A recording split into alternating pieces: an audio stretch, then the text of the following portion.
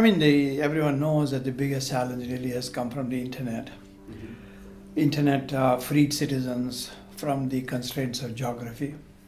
Internet freed citizens from the need to have a big, expensive press.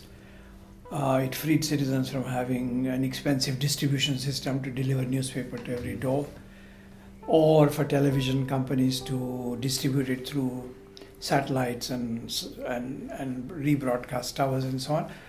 So what is happening is level the playing field. All citizens can now do their thing. But whereas that's a good thing, the bad thing about that really has been that it broke the mainstream traditional media's business model. So advertising revenues have fled, newspapers are impoverished. My own newspaper in Canada, the Toronto Star, which is Canada's largest newspaper, had 400 people in the newsroom. We are down to 100. What does that mean? It means you cannot cover local news as well as you did. You cannot cover regional news. You cannot cover national news the way you did before. This is a function of a functioning, good democracy, that you have an informed citizenry. And everyone has an opinion about Donald Trump. But Donald Trump doesn't run your country. Donald Trump doesn't run my municipality. Donald Trump doesn't pick up my garbage, So we need to be informed locally, and this function was performed by the free press. And that model is broken. And now we have different models coming up. Social media, everyone says there's great social media, there's grassroots democracy, human rights movement. It's good, but they cannot perform the same kind of role that the traditional media have played. So we are in a limbo at this point. That's where the world is. That's where certainly the Western world is. We don't know. We don't know the answer. Because, if you speak to social media activists, social media will replace everything. This is great. I have 10 hits, I have 500 hits. There's nothing. I was telling the conference today, Facebook has 2 billion hits every month. Facebook owns WhatsApp. That's 2 billion. It owns Messenger. It owns other things. Between them, they have $3.5 billion hits a month. 3.5 billion hits a month. And 66% of those people spend time every day on it. So Facebook capitalization is a $455 billion company. So how can a neighborhood activist putting out social media, as important as that is, compete with this? So what's happening is, and regulators have not caught up to this thing yet.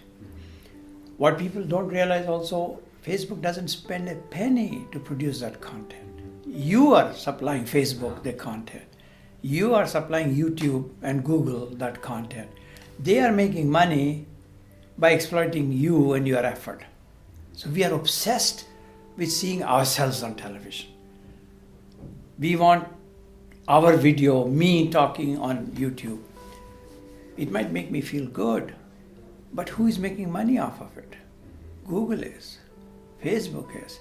Is that money going to the neighborhood guy or neighborhood gal who is producing a useful blog, who is producing information for the neighborhood, for the municipality? No.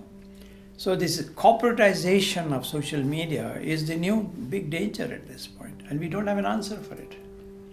You see, so we are in limbo. We in this country and elsewhere have talked about, the moment you say government should do something, people in the West say, no, we don't want government to be telling us what to do. Sure, we want free speech, great. But everything doesn't have to be a Russian model. Everything does not have to be a Saudi model of tight censorship and so on. There are other models. BBC is a model. BBC is funded by taxpayers through the postal subsidy. Canadian Broadcasting Corporation, CBC in Canada, is funded by the taxpayers. ABC in Australia. In a different model, PBS in the United States. And we, of course, all criticize those things because journalism is subjective. The way I write a news story, you will not write it like that. Of course, there's criticism. But that's far better than an American giant sucking up all the dollars out of my country, your country, and so on. So these models are being explored at this point. Why can't we have the BBC help create local news? And BBC is doing it now. They have an experiment going whereby they are funding the creation of local news, and BBC and that cooperation is working very well. We in Canada are thinking about doing something similar. So we need to come up with models where the state does help without being the censor. And that is where we are at this point as to exploring various options, because old expensive newsrooms cannot be maintained, number one. Hybrid citizen journalism is rising. We need to find a combination whereby a citizen journalist's work can be checked so that people are not producing fake news. People are not peddling false news. Otherwise you get a Donald Trump. We need some mechanisms by which we can check the facts so that we can tell the truth. But it is not in the interest of Google to tell the truth. It's not in the interest of Facebook to tell the truth. All that Facebook is interested in, all that Google is interested in, hits. You producing the content, Google getting the hits, Google making the profit. No filter for facts. Too much misinformation, too much fake news, false news, disinformation. And this is a new phenomenon. You know, we used to say that British BBC, for example, has its bias, the way it covers South Africa or Africa and so on, because it's a white man's bias. Then we say during the war, we know it's American propaganda during the war in Iraq. Sure. During the American war in Afghanistan, for example, bias from NBC, CBS and CNN, Fox News. Understood. But we have never had this kind of disinformation in domestic affairs of our nations like Mr. Trump has. Mr. Trump was elected by Facebook. Mr. Trump won his presidency on Twitter. And we know 80% of what he says is false. You know, so it's a domestic warfare on each other, which is very dangerous at this point. That's what we are at this very critical stage. We need to think of models, how to finance it, how to put some truth back into journalism. In India, it's important that you be seen to be voting for so-and-so party because you want benefits from them. In Canada, in Europe, it doesn't really matter. My job doesn't depend on it. So it's a kind of independence that we have, that people don't feel the need to participate. And that thing has been going down. Except in Canada, for example, you know, that in America it's very true. Because only 50% of the electorate comes, 50% is divided 25-25, the other 50% doesn't care, so you end up with Donald Trump or whatever. In Canada, the participation rate was going down, but it pops up if there's an interesting election, if there's an issue. In the last election, it was 68%. You know, and in some ridings, the turnout was 85%. So if people feel motivated by an election, they do participate. The third part of it really is that the Australian model, which you make voting compulsory. People must turn up to vote. There's a marginal penalty. So when you create a culture of participation, you give it a holiday, people come and go to vote. So you get 98-99% turnout. So you get participation that way. So, but that does not fully answer your question in terms of social media and so on. The connection between lack of interest and the lack of legitimacy in institutions is a new phenomenon. So if we can find a methodology by which citizens can be informed, by which information is checked out, that we manage to tell the people the truth in a subjective way, mind you, that crisis of legitimacy will be mitigated to some extent. So the two are not totally related, but at the same time, both functions need to be carried out. Inequality is one of the biggest issues of the post-globalization world. I mean, a lot of people, we can have our opinions, you know, and about 10-15 years ago, people said globalization is the worst thing that will come. People say, no, it's a great glory. Globalization will connect us to the world. And of course, both sides are true. Globalization meant that jobs were exported out to India, Bangladesh, Sri Lanka, other places cheap. Wherever labor is cheap, people go. What that meant was the parts of the manufacturing sector in the United States and Canada and parts of Europe just got wiped out. People lost their jobs. They cannot find another job. They're 50 years old. They can't find a second job. Young people don't have jobs. We have the example of Greece and other places in Europe. And corporations are not going to pay you the rate here or in France that they can get away with paying a poor person in Bangladesh. So this is the downside of globalization. So globalization has been good for the people in Bangladesh. It has been very good for India, for IT backup services.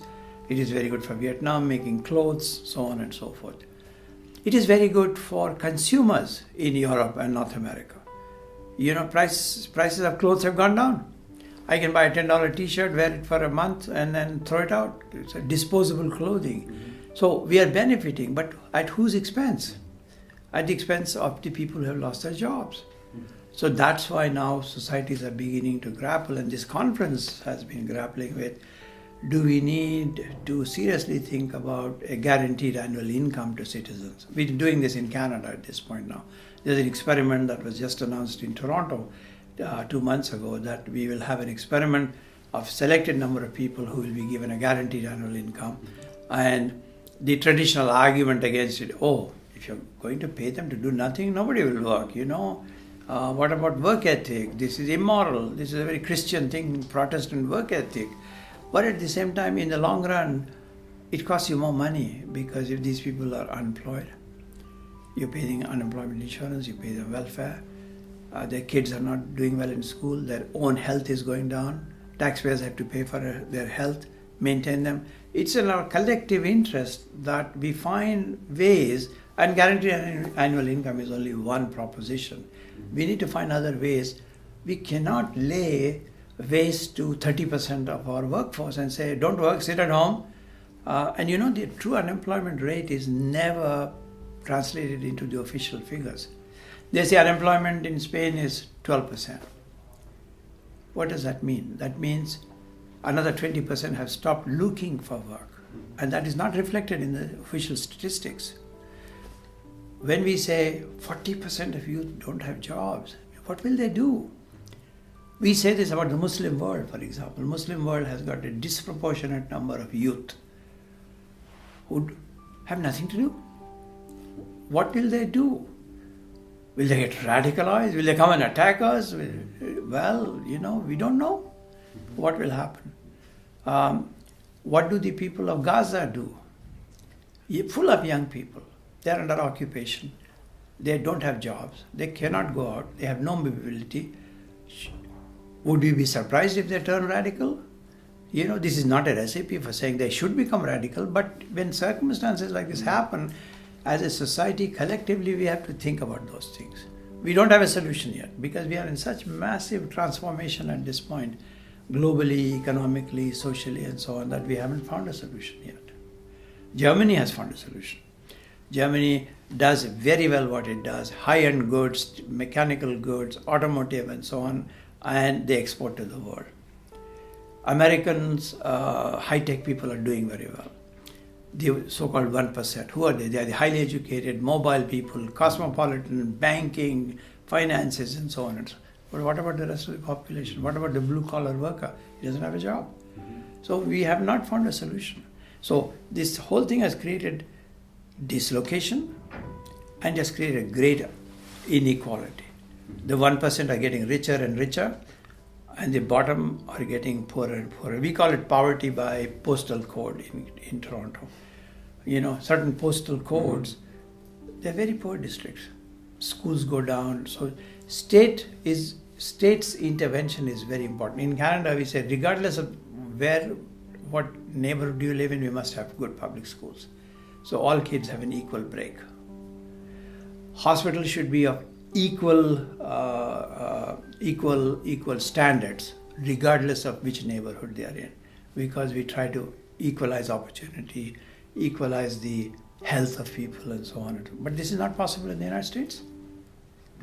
In the United States, up to 40 million people had no medical insurance.